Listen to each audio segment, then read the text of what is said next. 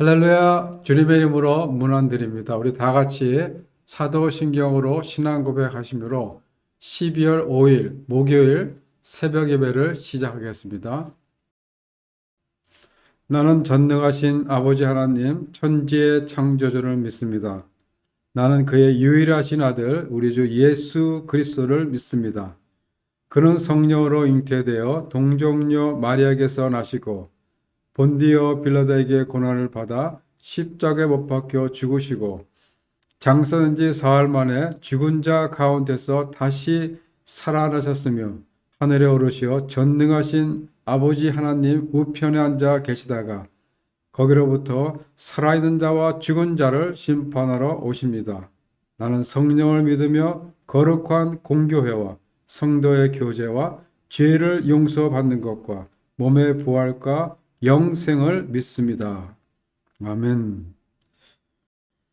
하나님 감사합니다.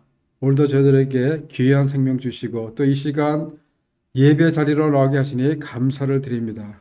저희들 오늘 하루도 살아갈 때 주님이 공급해 주시는 그 은혜와 사랑 가운데 살게 하시고 사명 현장에서 주신 사명 잘 감당케 하시며 늘 감사와 찬양이 넘치게 하여 주시옵소서. 감사드리며 예수님 이름으로 기도합니다. 아멘.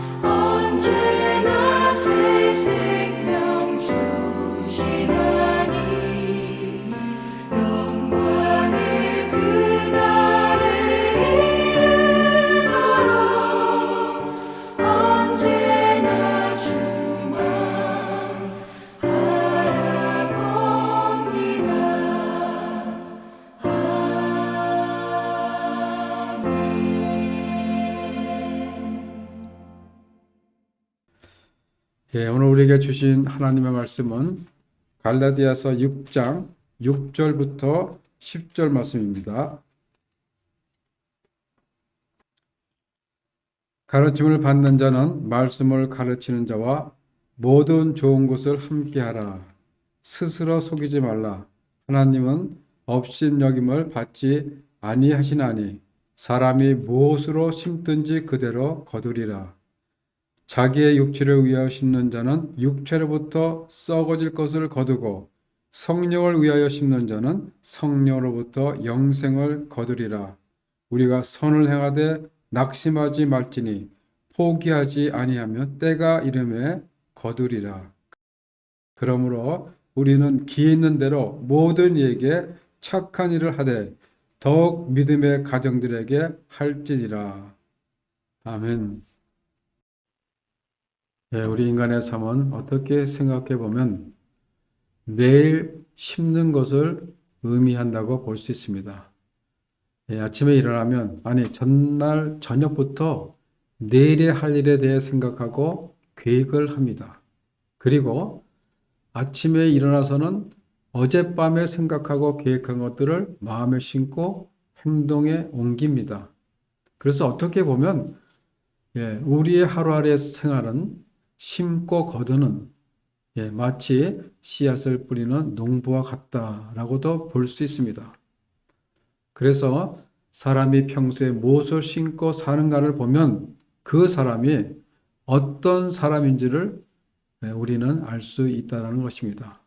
왜냐하면 우리의 계획과 우리의 생각, 우리의 말, 그리고 그에 따른 행동은 결과를 가져오는데 무엇을 심느냐에 따라 거기에 맺는 열매를 거두기 때문입니다.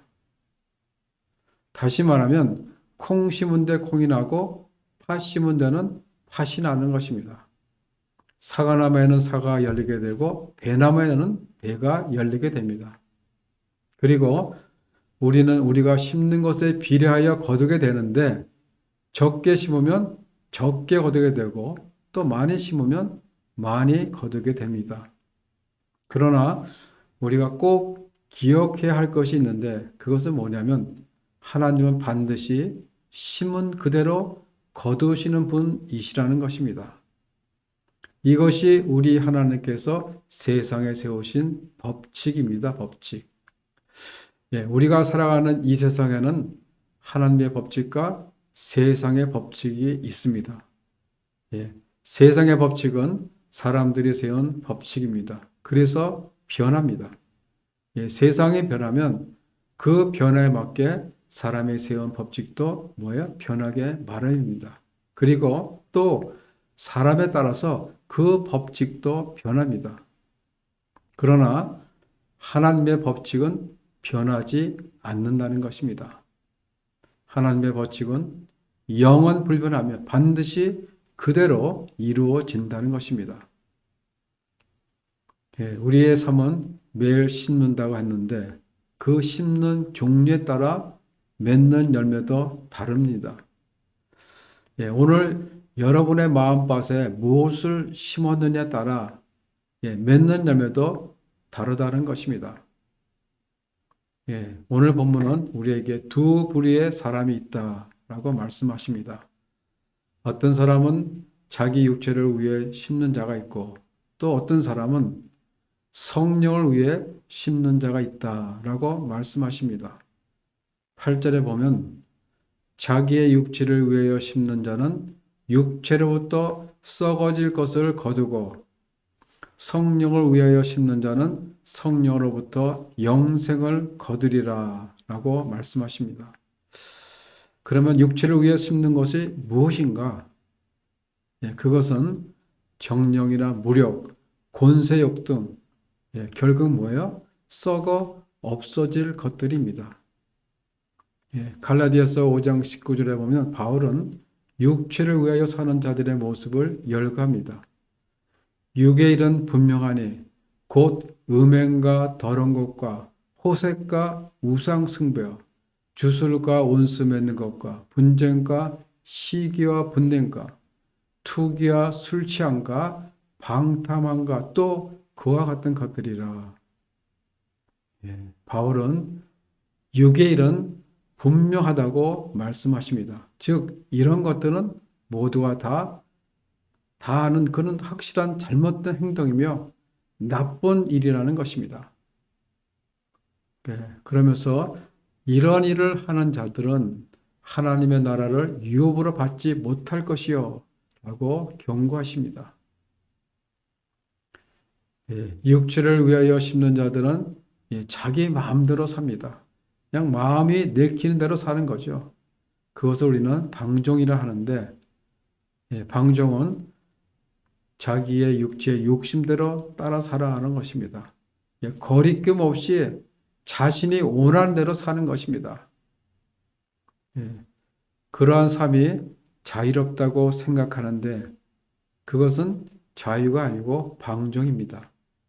한마디로 말하면 노예적인 삶이라는 것입니다. 끌려다니는 인생이라는 것이죠. 자기 마음대로 하는 것 같은데 사실은 뭐예요? 자기의 육체의 본능에 끌려다니는 것이죠. 그 결과는 뭐예요? 썩어 없어질 것들을 거둘 수밖에 없다라는 것입니다. 그러나 반면에 성령을 위하여 심는 자들은 성령으로부터 영생을 거둔다라고 말씀하고 있습니다. 성령을 위하여 심는다는 것은 뭐예요? 성령의 인도를 받으며 살아가는 것입니다. 성령과 동행하는 삶, 우리의 힘으로 살아가는 것이 아니라 내 안에서 역사하시는 그 성령의 역사하시는 힘으로 살아가는 것입니다. 그렇게 살아갈 때 성령이 우리에게 주시는 열매, 다시 말하면 우리의 삶 속에서 맺혀나는 열매가 있다라는 것입니다. 갈라디아서 5장 22절에 보면 바울이 성령을 위해 심는 자들에게 나타나는 열매에 대해서 말씀하십니다. 오직 성령의 열매는 사랑과 희락과 화평과 오래 참음과 자비와 양성과 충성과 온유와 절제니 이 같은 것을 금지할 법이 없느니라. 성령을 위하여 심는 자들의 삶 속에는 이러한 성령의 열매들이 우리의 삶 속에서 나타난다는 것입니다. 여러분, 성령에 충만한 사람은 우리가 그 사람의 외모만 보면 알 수 있습니다. 얼굴에 기쁨이 넘치는 것을 볼 수 있습니다. 사랑이 넘치는 것을 우리가 볼 수 있습니다.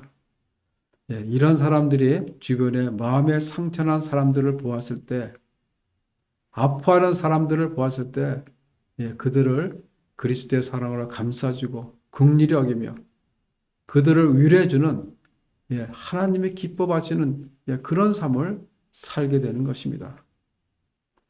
이런 사람들이 삶 속에서 선한 열매를 거두게 되는 것입니다. 여러분, 모든 그리스도인들은 성령의 인도를 받아 성령으로 행하는 그런 삶을 살아야 할 것입니다. 바울이 5장 25절에서도 말씀하시죠.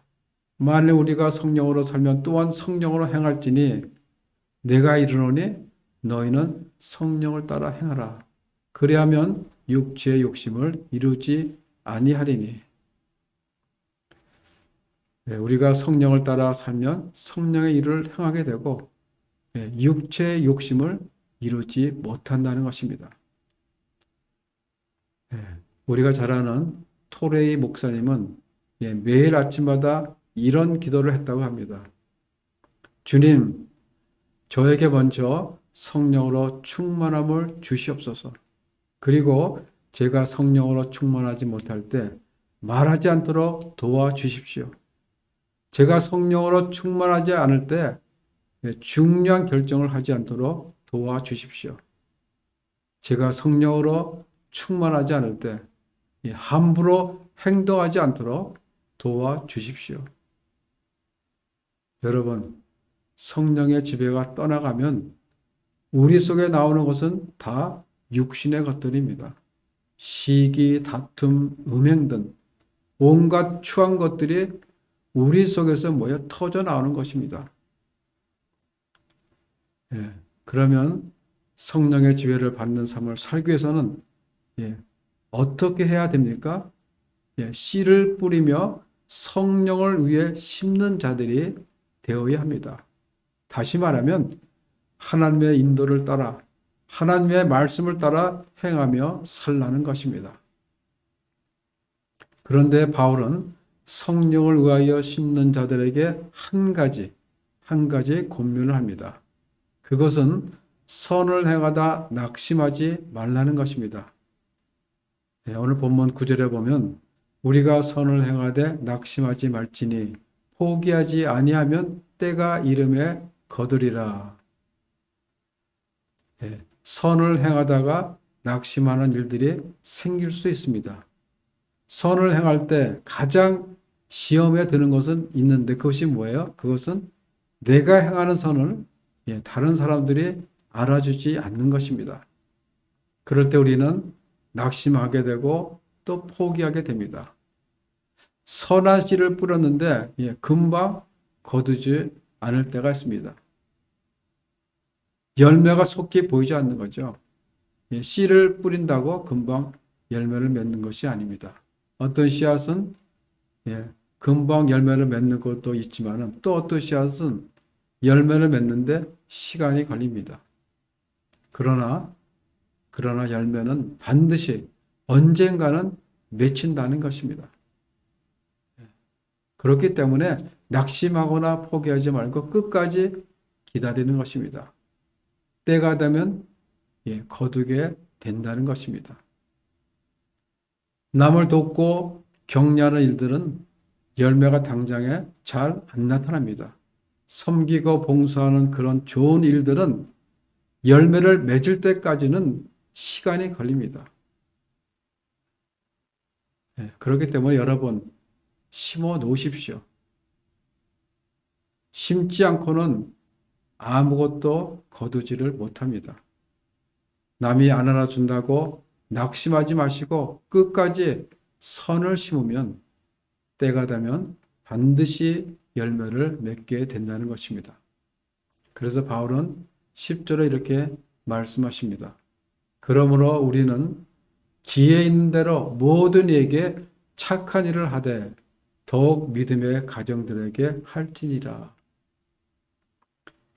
때가 되면 거두리라 라는 이 하나님의 약속의 말씀을 붙잡고 누가 알아주지 않거나 결과가 나타나지 않더라도 낙심하거나 포기하지 말고 계속해서 기회가 있는 대로 하라고 말씀하십니다.